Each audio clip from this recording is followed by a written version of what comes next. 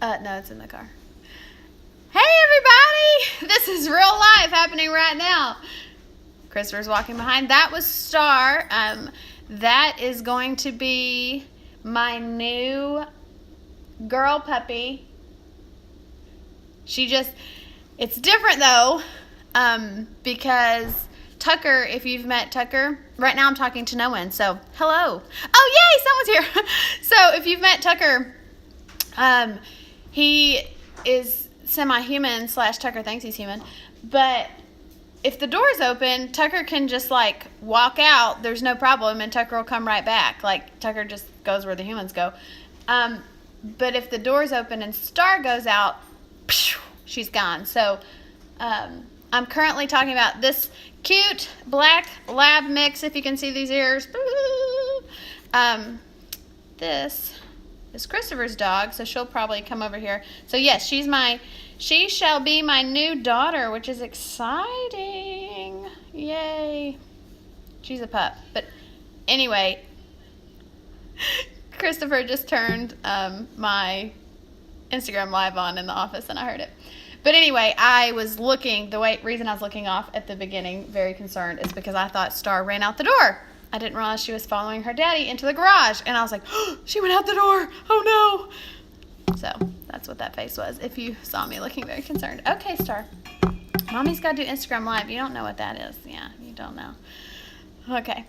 Well, hello, everybody. Hello from Jacksonville, Florida. I would say I'm enjoying the sun, but y'all, it's cold here. It's cold everywhere. Tell me what temperature it is where you are. Okay, usually we start these Instagram Lives and I'm like, tell me your name and where you're from in the comments. But today I'm going to say, tell me your name and what temperature it is where you are right now in the comments. Come on. I see Britta's here. So 70s. Okay, now I need to know where you are. Okay, tell me where you are too so I can know what temperature it is. 70s. We need to go there, Christopher. Tori said 49. Oh, in California, it's the 70s. I have not been to California. California, have not been there. Well, welcome. Welcome, Riley, all the way from California. And then Tori's in Texas, of course. Let's see, Britta is in New York. Britta, what is the temperature in upstate New York right now? Let's see, where else do we have? We have Florida, I believe we have Tennessee and Georgia represented. Let's see, it's -20 where Britta is in New York, and it is 26 in Knoxville, Tennessee. I think it's, what is it, babe, like 45? Yep.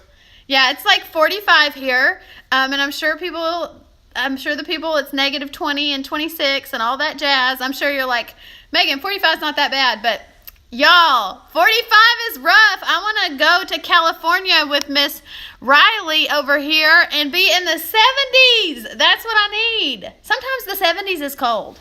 Britta was just at the beach with me, and it was the 70s in Miami, and I was like, it's cold, y'all. I need a sweater. But really, I love the warm. Warm, warm, warm. Can I get an amen to that? Okay. Britta, Star has already made her grand appearance twice, so she might come back. Well, welcome, everybody. Welcome, welcome. If you want, as always, feel free to drop your name in the comment section. So if you have any questions throughout the live, I can call you by name, because some of y'all don't know your names, or maybe your handle doesn't have your name in it. So if you want, feel free, drop your name and where you're from in the comments. Welcome to everybody. So tonight we were going to do like another wedding Q&A. Hey, Amber, one of my past brides whom I love.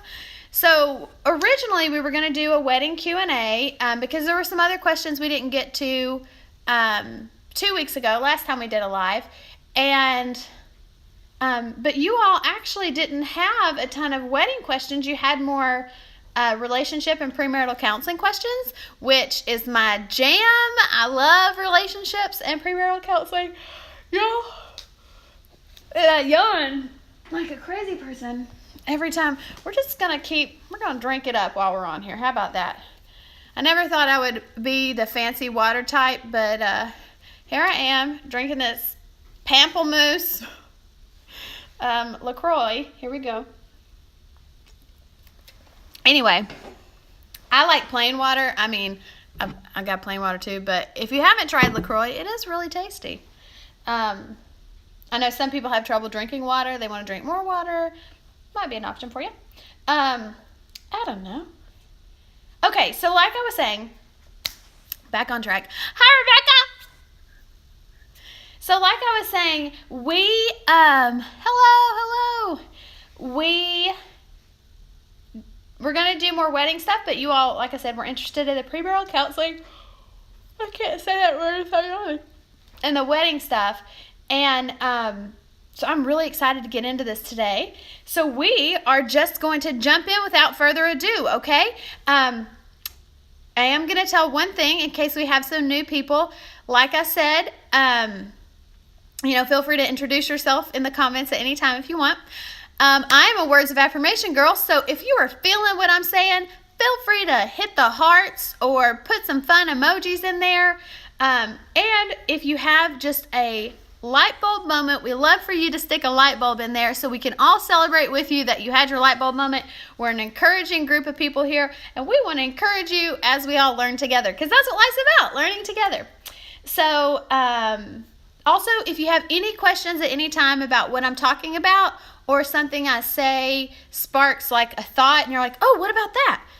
Stick it in the comments and we shall get to it. Okay, here we go. As always, my nose is running and I'm cold. I'm on a heating pad and under a blanket, and I'm in Florida. I'm cold all the time. Okay. So, one of the questions I got was, what is premarital counseling? And I actually have one of my girls who's attended premarital counseling with me on here. I explain this to my couples when they first sit down on my couch. I talk about what premarital counseling is, and so I think this is an important question. And this is what I believe premarital counseling is and can be at its best. So I think sometimes the word counseling can have a negative stigma, and I'm really proud that actually right now, I think it's Michael Phelps is doing like a commercial for a thing called Talkspace, and Talkspace is like texting counseling pretty much. But essentially what it is, celebrities and just people in general are talking about how, like mental illness and depression and all these things are real and people need therapy and therapists are okay. So I'm really glad that I hope therapy's stigma is going to begin to kind of be broken down. I know Annie is going to say amen to that one. Hi, Annie. Hi, Emily. So hoping that counseling word stigma will be broken down, but premarital counseling is not therapy. Hunter said, yes, bye-bye mental health stigma, amen. Okay, so premarital counseling is not therapy, not in the way I do it at least. So what premarital counseling is, this is the way I describe it.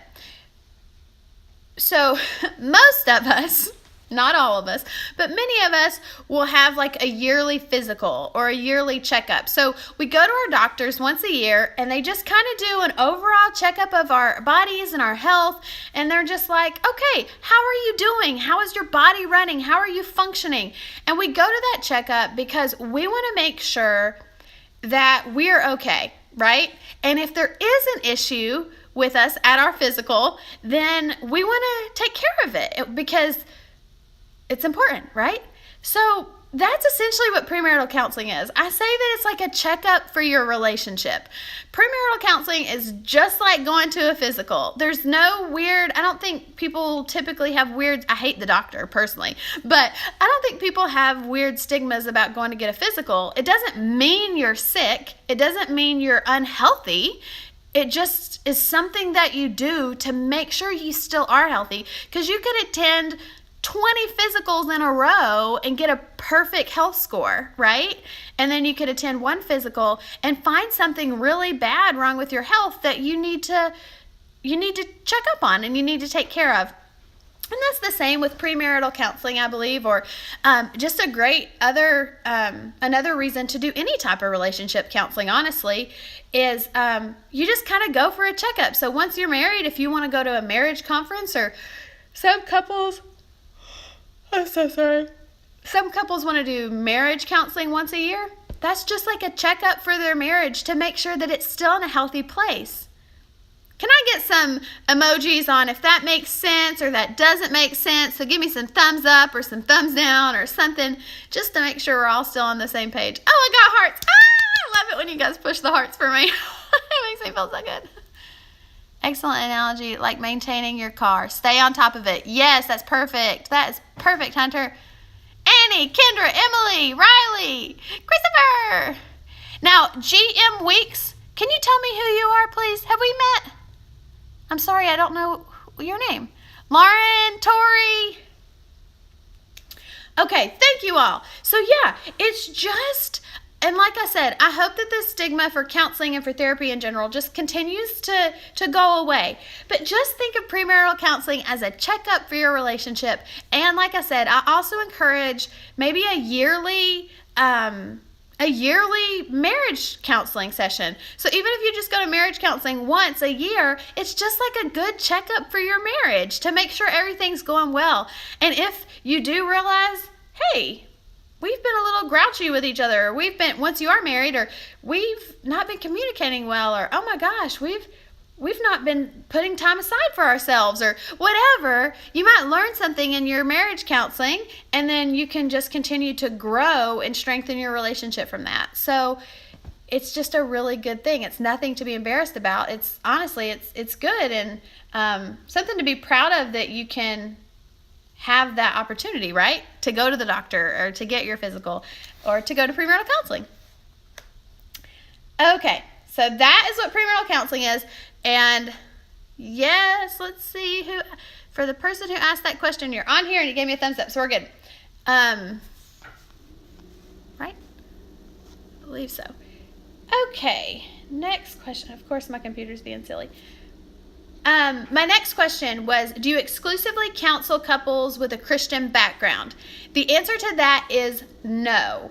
Actually, many of my couples aren't religious, or they're semi-religious, but no matter their religious preference, I am happy to work with any couple, no matter their religious preference. So the answer to that one is no. And actually, beep, beep, beep, beep.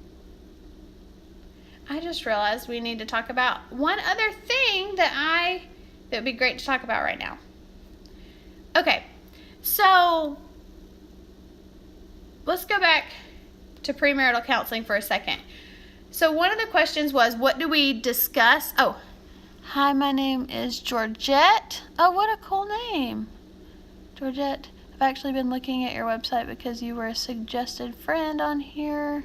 Instagram. I just got engaged last fall and we're planning on getting married next fall. Oh, how exciting. Welcome. And Hunter, thank you for welcoming our new friend. That makes me feel so good. Oh, you guys are so sweet.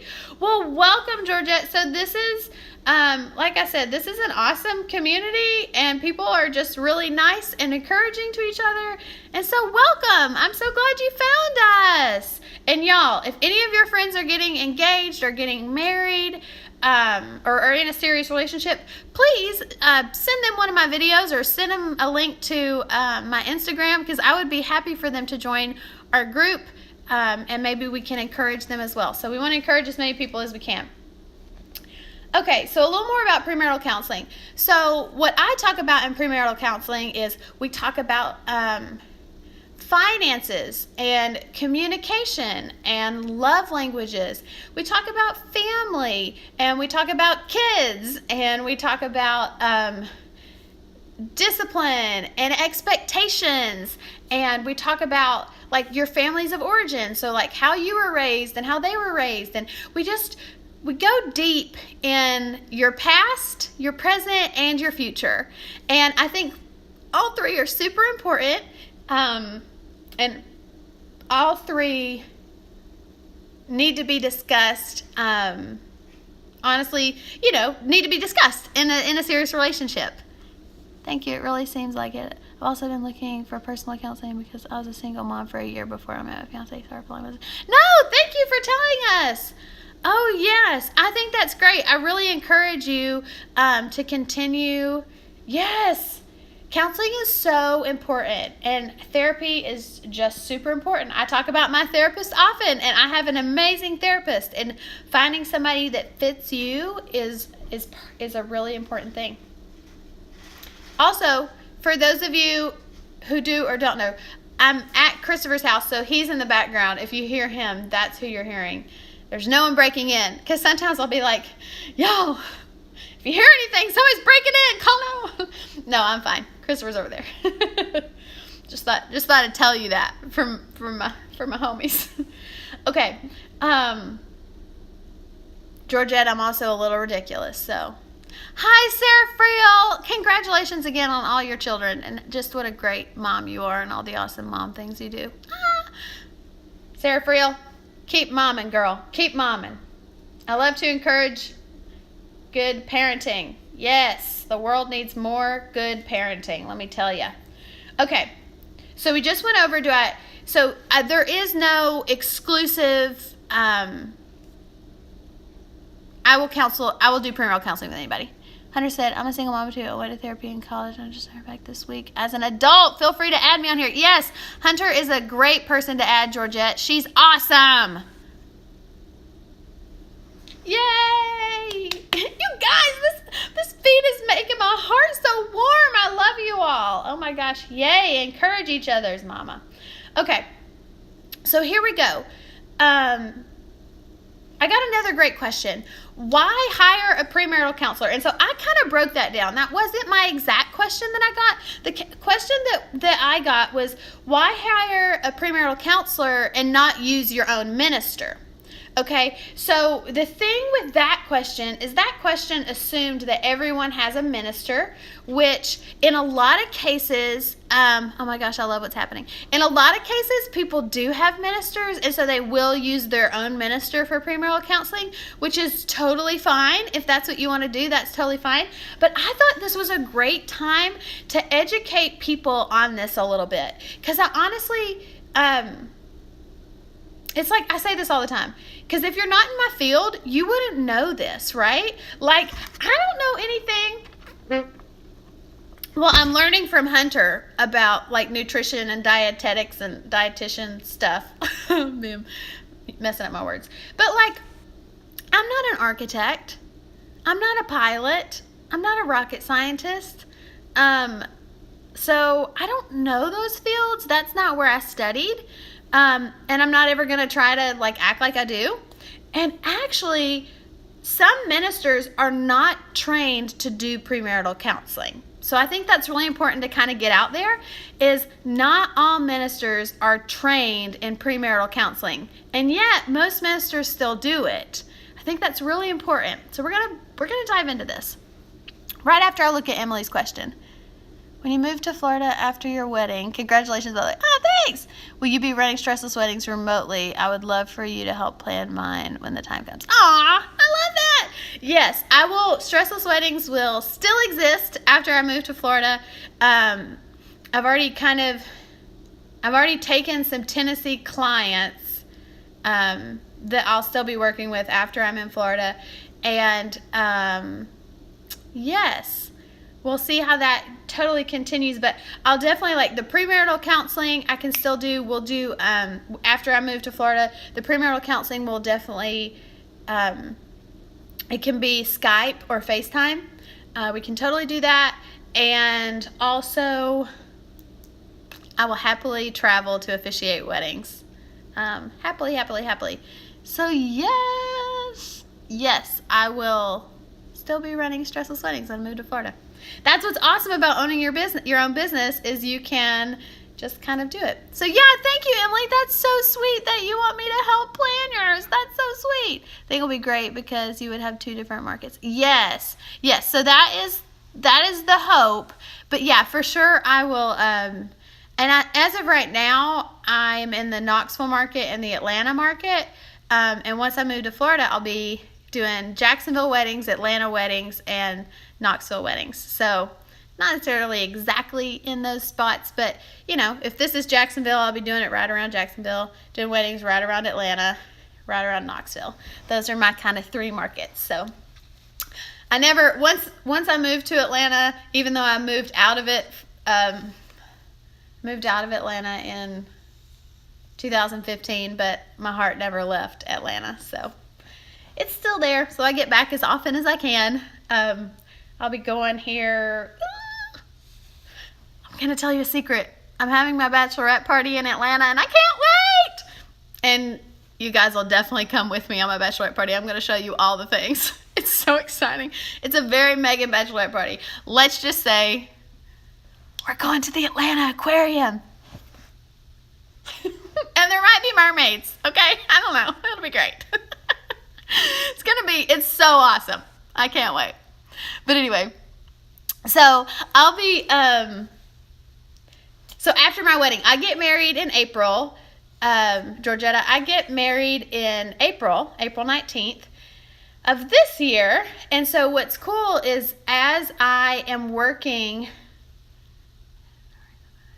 aw, that's so awesome. Congratulations to you too. So so I'll be moving down here after we get married, which is really exciting. So I'm just here for a little visit. Hi, Michelle. You're the best. Her last name's Best. Isn't that awesome? She is the best too, though. That's actually true. Okay. Back on topic. Sorry. So we were talking about why hire a premarital counselor and not just use your minister. So as we said, that question kind of assumed that everybody has a minister, and a lot of people don't. So not everybody has a church home, and not everybody has their own minister. So that's actually where I come in, and a lot of people who use me as their premarital counselor end up using me as their minister or their officiant at their wedding on their wedding day as well, because a lot of people nowadays want to use a minister that they know, and so I feel so honored I get to officiate weddings. That's one of my favorite things too. So if you need an officiant, I will happily officiate your wedding. I love crafting ceremonies for couples. So also, to go back to what we talked about earlier, not all ministers are trained to be premarital counselors. But many do it anyway. So what I want to challenge you to do is if you have a minister and you want them to do your premarital counseling, you can feel free to ask your minister what type of premarital counseling training do they have, or what curriculum do they use.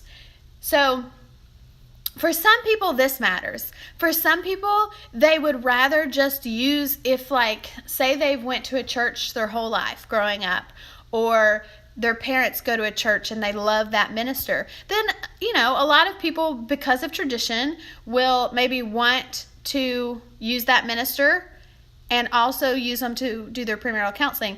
But some people don't want their parents' minister doing their premarital counseling, because you talk about a lot of sensitive subjects. You talk about your parents and the struggles your parents have. We talk about your family. We talk about sex. We talk about expectations. We talk about beliefs. We talk about those things. And some people do not feel comfortable sharing that information with their parents' minister or with a minister that they've had since they were 2. And that's okay too. That's okay to want to have a separate premarital counselor than your minister. So maybe you already have a minister, but you want to use a premarital counselor separate that you feel comfortable just opening up to. That's where I come in. So anyway, back to that. Feel free to ask your minister if they have any premarital counseling training. And like I said, some have training and use specific curriculum. Some ministers do have training and use specific curriculum. And some ministers believe that using their own personal experience and the Bible is enough. And so you just have to decide what type of counseling you want. Do you want an educated view, or do you want more of the religious version? And you just have to decide what's best for you.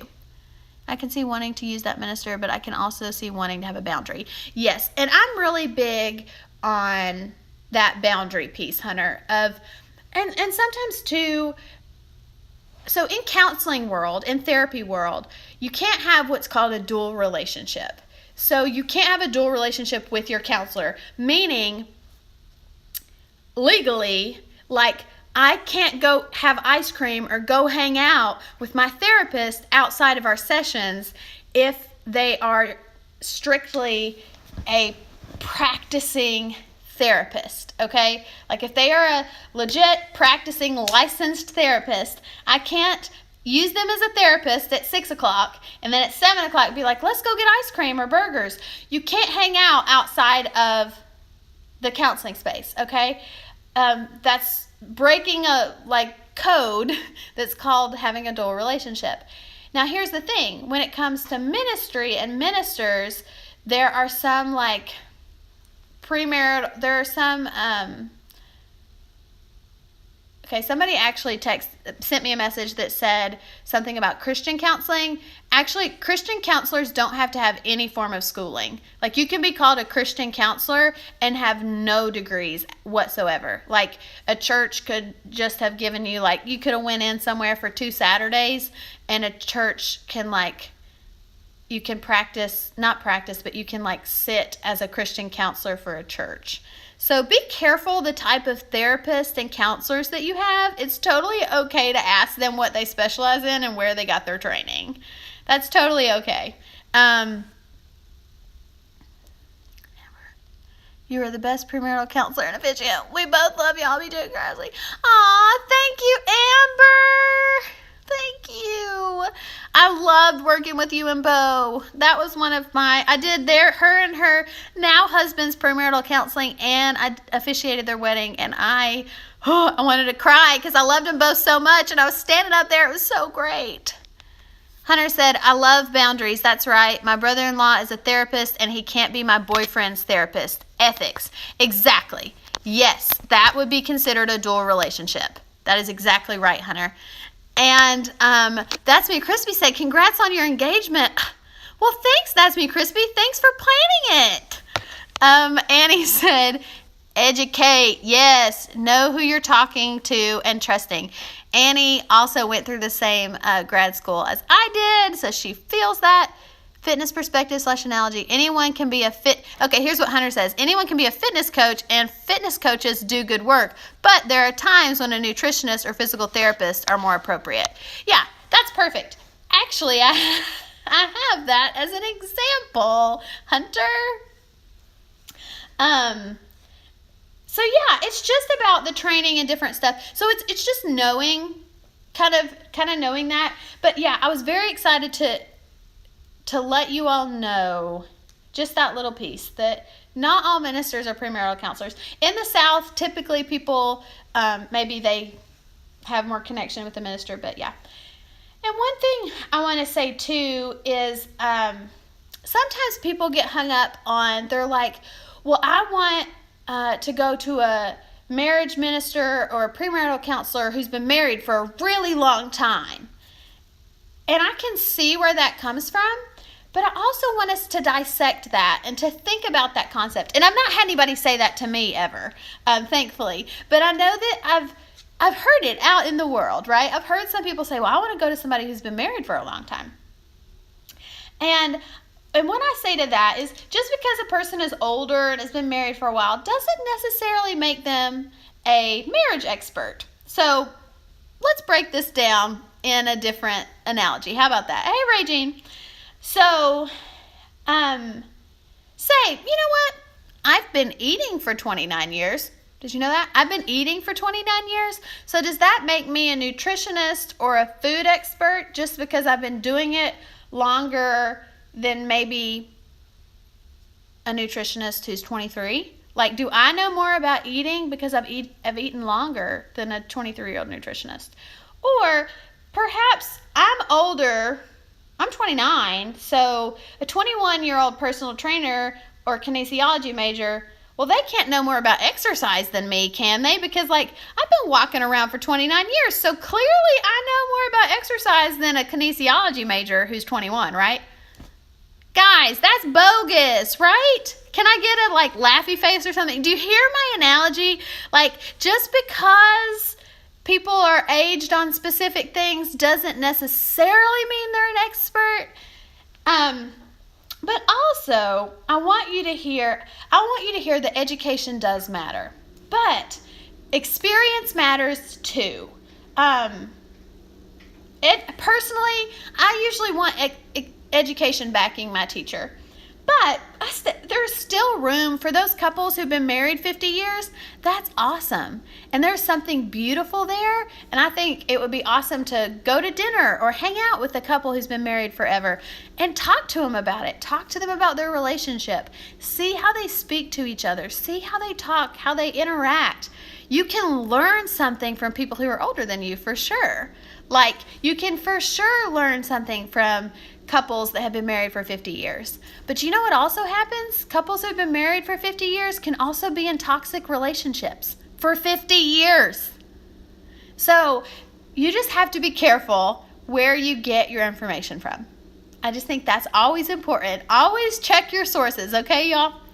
And that's awesome, Hunter. Like you said, ask them questions. I think one thing that a premarital counselor that I love, he's a minister, love him.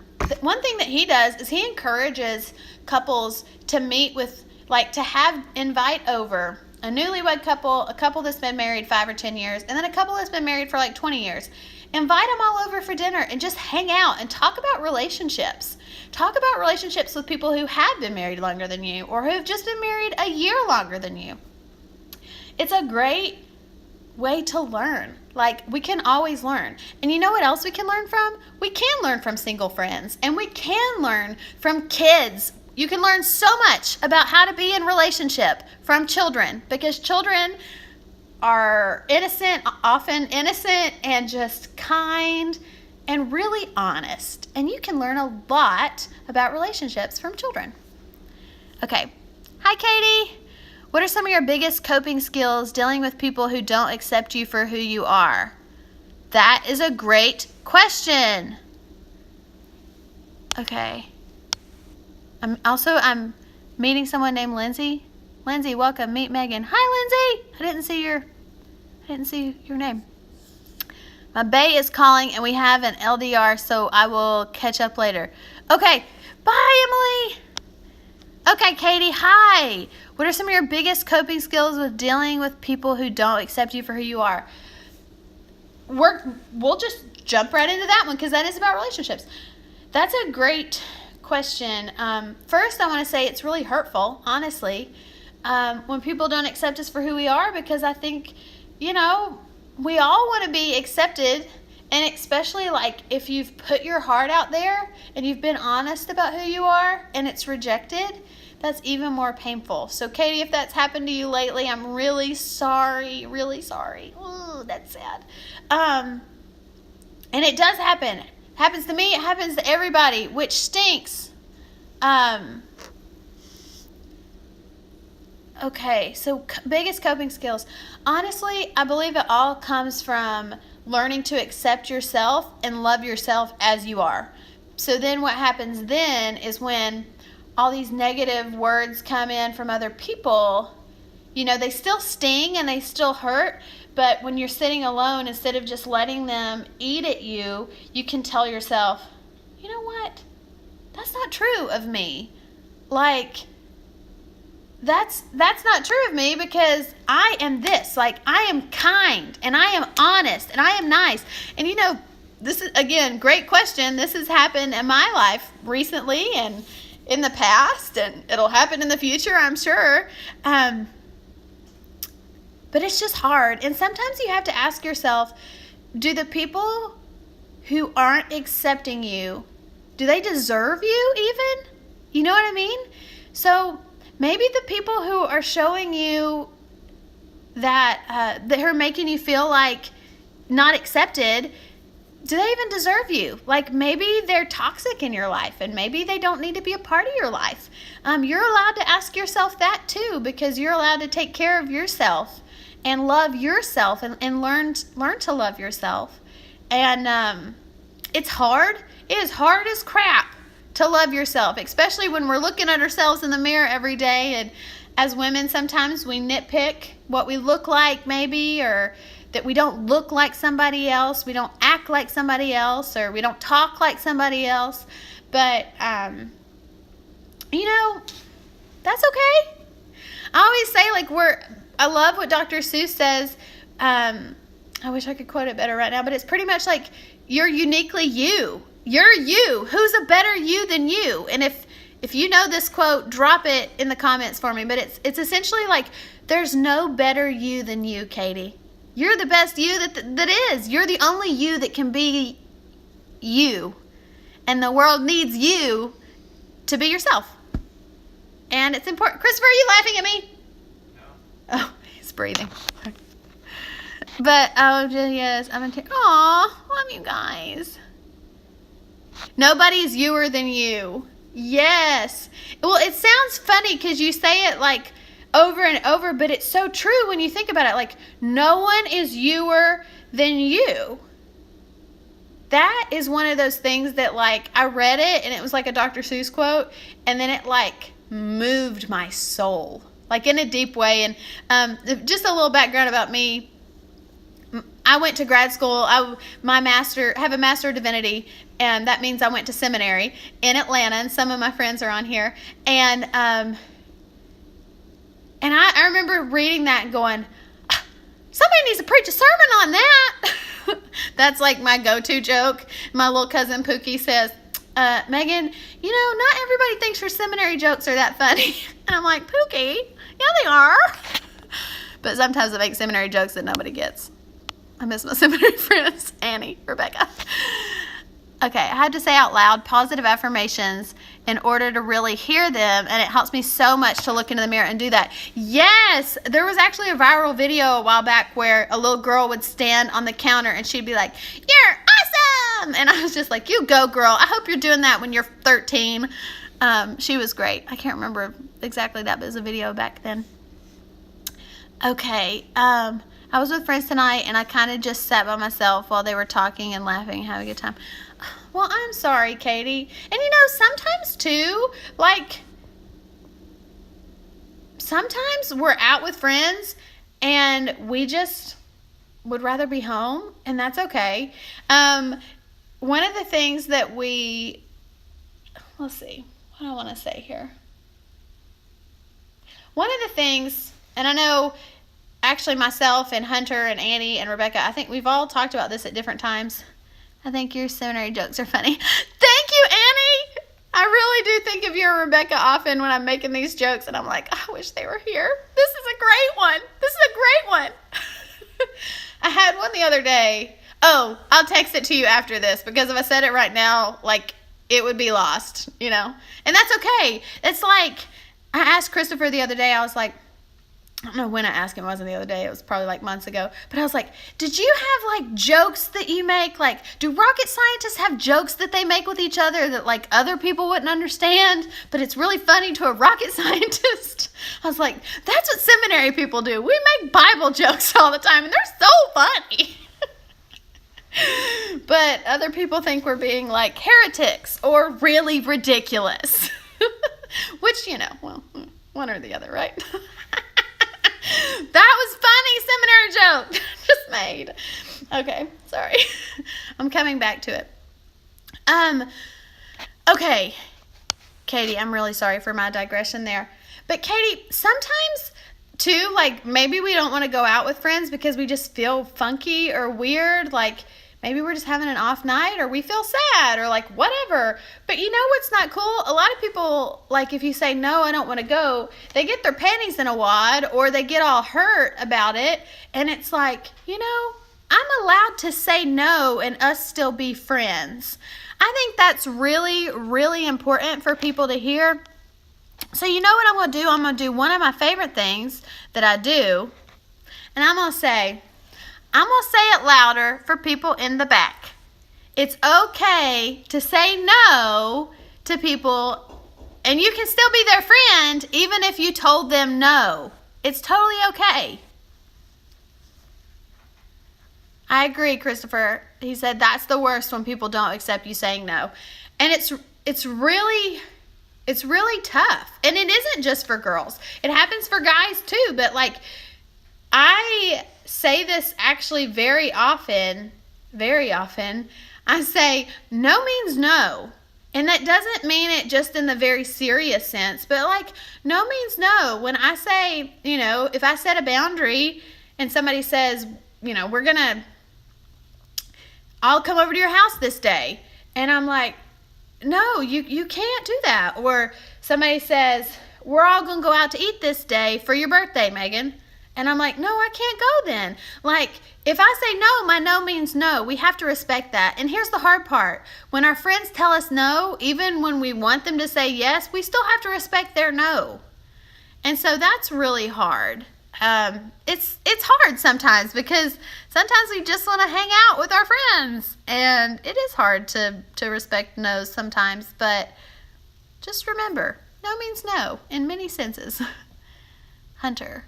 You don't have to go home and beat yourself up over it. Yes, it's okay to say no or not right now.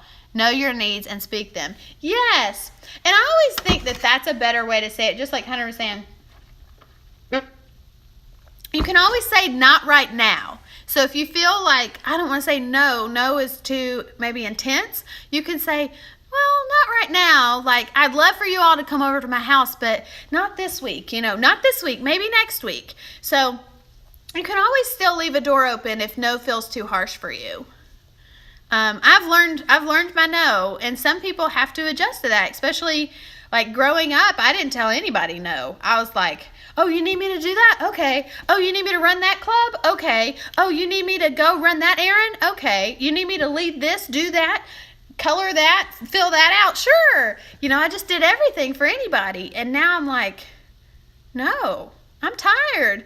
And if you know my story, I have some health issues too that keep me from being able to say yes all the time. So, saying no and resting is a lot of times the best thing you can do. And also, you want to be your best self for the people you love. Like, I want to be, for that sneezer in there, I don't know if you heard him sneeze, but like, I want to be my best self for Christopher and for my friends and for my family. And sometimes telling other people no is what I have to do in order to be my best self for them. Okay, Hunter said, my go-to is, I have overcommitted myself this week. Is there another time? That is huge. And she said mutual understanding and open communication. And that's something right there. We talk about premarital counseling. Mutual understanding and open communication. Those are big. But yes. What'd she put? Mic drop? Is that what that is? I'm really bad at understanding all the hip lingo. But yeah, I've overcommitted myself this week. Is there another time? That's perfect. Yeah, that's a great way to say it. So yes.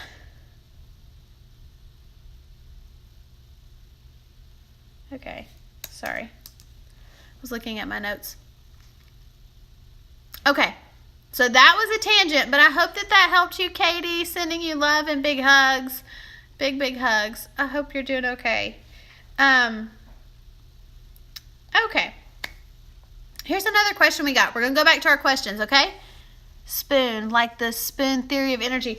Okay, Hunter, let's talk about that later, if you don't mind, because that's something Christopher and I have been learning about, and I had never heard about it, but on the chronic community that I follow, they talk about managing your spoons. So that's how Christopher talks to me about it. He says, do you have enough spoons?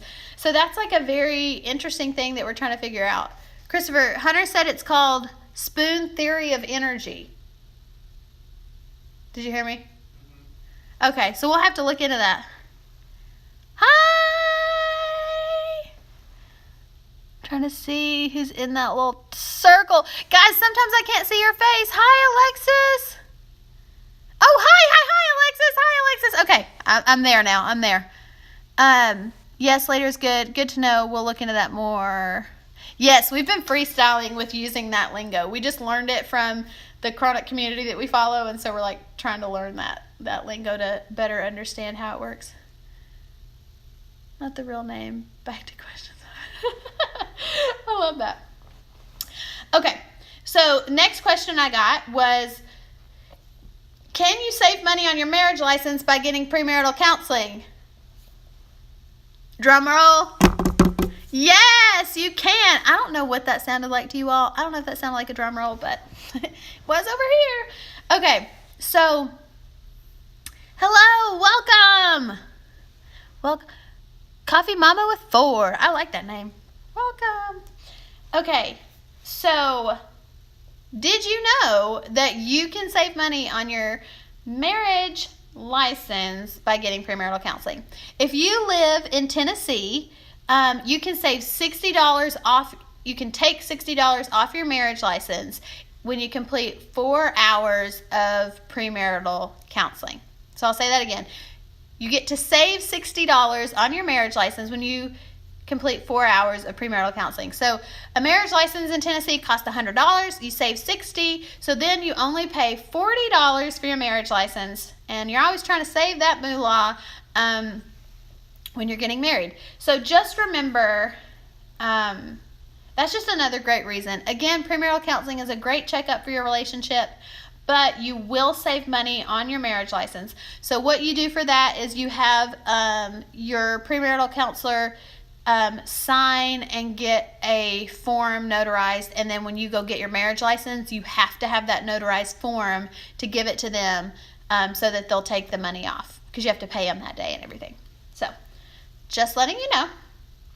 And I do that. I will work with you to get your Amber knows this if she's still on here. I will work with you to get your paper to you in time to get your marriage license. I know that Georgia, Tennessee, and Florida all give a discount for doing premarital counseling. And some states actually require premarital counseling, I'm pretty sure. So you just need to look into that. It's an easy Google to see what your state or your town requires. And that would be at your county clerk's office. So just Google for your county clerk's office for your town. That's seriously awesome. Yay! I'm such a money saver. Yes. So even though, remember that premarital counselors do cost money. So even though my sessions do cost money, you can realize that you are saving $60. So that's your win-win. Okay. Hunter said, Paula is a fellow mom friend, and she's been married for a long time. Paula, Megan is answering questions in this video about her premarital counseling services. She's alive. Aw, thank you, Hunter. You're the sweetest. Hi, Katie Crockett. Hello, everybody. Oh, and Katie's engaged. Congratulations, Katie. How exciting. I was saying, I got married 100 years ago. I don't think ours was that much. Yeah, it's crazy. So yeah, marriage licenses now are $100. Missed the beginning. How to help people with our tech issues, of course. Well, this will be up for 24 hours. So if you did miss the beginning, welcome. I always love your questions. We've done a lot of questions so far, but if you missed the beginning, this is up for 24 hours. Okay, so down to our next question. Perfect timing. Hunter is a light herself. I agree. She is quickly becoming a soul sister. I love her. Okay. So this was a good question that I was given. If a couple is dating, she said it would be great to hear suggestions on how to bring it up. And I think that goes back to the top when we discussed what premarital counseling was. I think a lot of that is you have to ask yourself, is there a stigma? Do I have a stigma, or does my partner have a stigma with counseling in general? And what I said, if you missed it earlier about premarital counseling is essentially just like a yearly physical. Like, you go to get a yearly physical to make sure everything's healthy. Just because you go get a physical doesn't necessarily mean you're sick. You're just going to check it out. Get it checked out. And that's what premarital counseling is. You're just checking out your relationship. Doesn't mean there's anything wrong. Doesn't mean you have to think that there's, feel like there's a stigma or there's something wrong with your relationship. Just means you're going to get a checkup on your relationship. So I would tell my partner that if you're considering premarital counseling. And also, if you're wondering about this question, I told earlier in my Instagram stories, which I just take you with me on my life. So if you want to know how crazy I am, you can just join in my Instagram stories and watch how crazy I am. And I love when you all comment and like write me messages. It's just fun. But what I said in my stories is premarital counseling, the name can be deceiving. Premarital counseling does not necessarily have to be just for people who are about to get married. Because you do premarital counseling when you're thinking seriously about relationship, right? And so sometimes that's in a dating situation, and a lot of times people might not, before they get engaged, maybe they don't want to break off their engagement, so they want to make sure that they want to go to that next step of engagement. And so one way to do that is to do premarital counseling while you're dating. And in premarital counseling, we'll talk about family and finances and sex and choices and family history and lots of other things. And so that are really important. Communication, that's a big one we talk about. And so it's really good as a dating couple who's considering moving forward to maybe taking the next step to engagement or whatever the next step of seriousness in your relationship is. It's really good to consider premarital counseling for that. Also, I think premarital counseling is super helpful for couples if you have been married for lots of years. And in that case, just marriage counseling. And you can do marriage counseling. Again, it doesn't mean there's something wrong with your marriage. It's just a checkup. And maybe you realize that there's somewhere you can grow better, grow stronger in.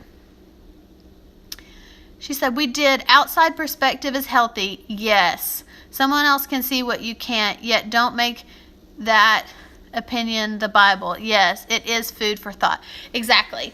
And like we talked about earlier, if you want to go back and watch after this, we talked about how sometimes, we talked about how education can be really important for the person who's teaching you. You can, finding out what curriculum or what education or what background a person has who's providing you premarital counseling might be important, just so you can know where their perspective is coming from. So that's really important. So as I was saying, premarital counseling can be for dating couples, married couples, or newlyweds. Maybe you didn't get premarital counseling, or I've had a lot of people tell me, I wish you did my premarital counseling. Mine was horrible. And I'm like, I still can. Like, it's okay, you're married. We can still do premarital counseling. Like, that's okay too. If you feel like you didn't get anything out of your premarital counseling, and I'm saying this too. Hi, Wendy. I'm saying this too for some people. I have a big chunk of you all who watch tomorrow, who will be watching this on Thursday. So if you're driving to work right now or you're getting ready, if you did not feel like you got anything out of your premarital counseling when you first got married, feel free to message me and we can do a redo. We can do premarital counseling. And again, it's about the foundations. Everybody can use a refresher in foundations. Just like everybody can use a kindergarten refresher in kindness. Just like the building blocks that we should have learned in kindergarten that a lot of us forget. Kindness, how to share, how to be accepting of people. It's pretty much what premarital counseling is. It's like the kindergarten of relationship therapy. How do you like that, Annie? Is that a good one, Annie? I like the perspective of it like a tune-up with advice for the future and ways to grow together or identify weak spots in the foundation. Yes, that's exactly what it is. Wendy said, you've made me want to actually seek premarital counsel in the future. Yay! Sure. Jade, Megan, you should connect with Jade too. She's from Nashville. She's married. She loves her community. She just adopted a sweet baby. Aww.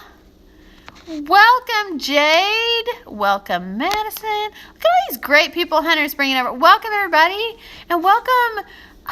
You just adopted a sweet baby. I think adoption is so beautiful. One of my best friends in the entire world was adopted, and man, I'm so glad her parents adopted her. I get all emotional about it. Rebecca, are you still on here? I celebrate her gotcha day. Oh my gosh. Love it. I love adoption. However you get your baby, I love it. Love it. Well, congratulations to you all. I'm glad that you got to continue to grow your family. How wonderful. Hunter, thank you for inviting your friends over. I love this. Welcome, Hunter's friends. Now you can be our friends. We're really glad you're here. So that was just a little bit. Okay, now let's do a fun one. Want to do a fun one, guys? So originally when I was asking questions, y'all know nothing's off the table here. And again, if you have anything to say, drop it in the comments. This one can be fun too. You can drop it in the comments. We've got some mamas who have been married a while, so drop your advice in the comments, ladies. Or ladies, just anybody, or gentlemen, drop your advice in the comments. So originally I said wedding Q&A. So I got a question that said, any tips for the wedding night? ? And if you saw my little slide, I'm so old. Okay, if you saw my slide, what am I trying to say? If you saw one of my Instagram stories, it was the orange one with the fire, because I think I'm real funny. If Pookie saw that, she'd be like, you're a grandma. I totally am a grandma. But anyway, so any tips for the wedding night?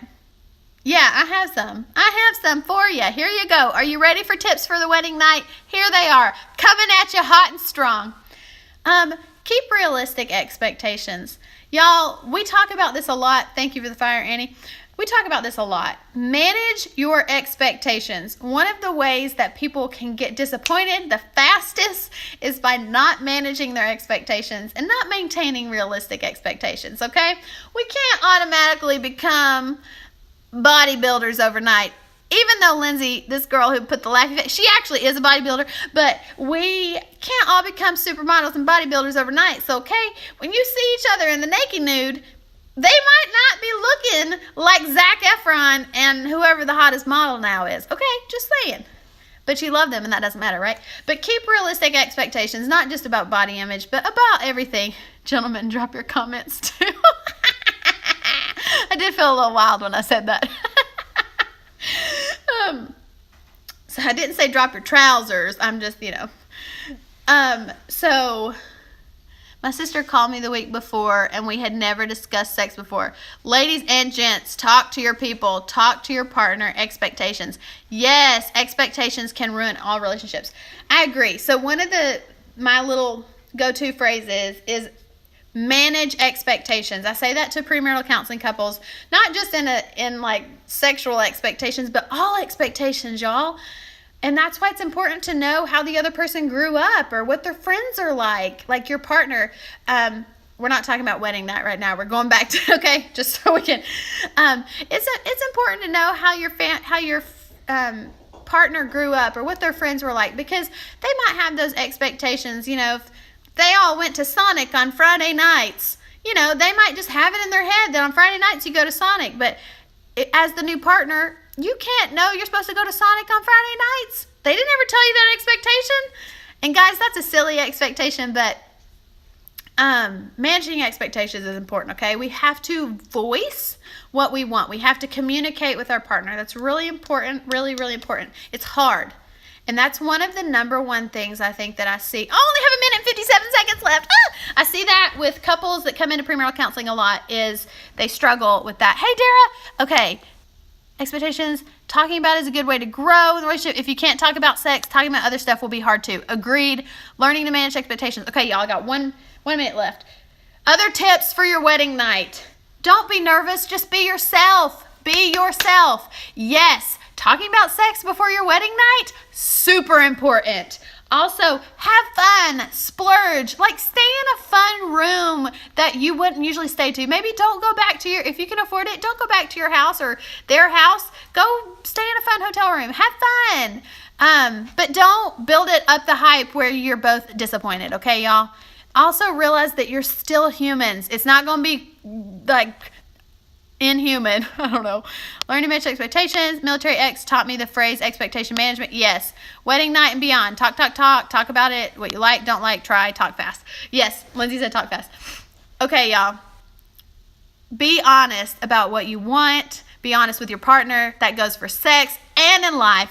Got like 30 seconds. I love you all. This was a great Instagram live. It'll be up for 24 hours. If you found this helpful, will you please share it with your friends? I want to encourage and love on as many people as we can. So y'all please share with your friends. Also, as always, be kind to yourself, because The world needs a lot more kindness. And if you're not kind to yourself, you can't be kind to others. Bye, everybody. See you next week. Love you too. Love you guys. Love you guys. Bye. Bye.